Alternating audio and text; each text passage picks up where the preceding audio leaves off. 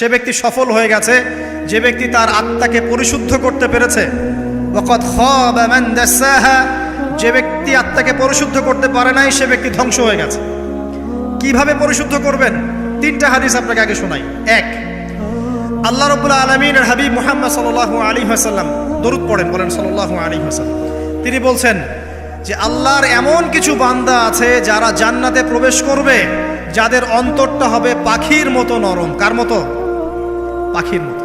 একটা হাদিস শুনলেন। দুই নম্বর হাদিস, আল্লাহর রাসূল সাল্লাল্লাহু আলাইহি ওয়াসাল্লাম বলছেন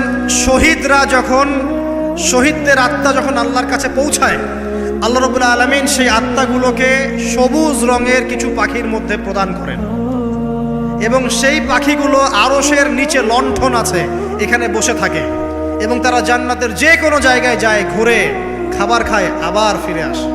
আল্লাহ পাক তাদেরকে বলেন যে তোমরা কি চাও, তোমরা কি চাও? শহীদরা কিচ্ছু বলতে পারে না। কি চাইবো? আল্লাহ এত নিয়ামত দিয়েছেন, কি চাইবো?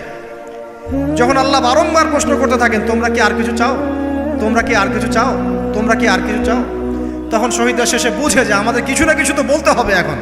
তখন তারা বলে, হে আল্লাহ, আমরা আরো একবার পৃথিবীতে যেতে চাই এবং তোমার পথে জীবন দিয়ে আবার ফিরে আসতে চাই।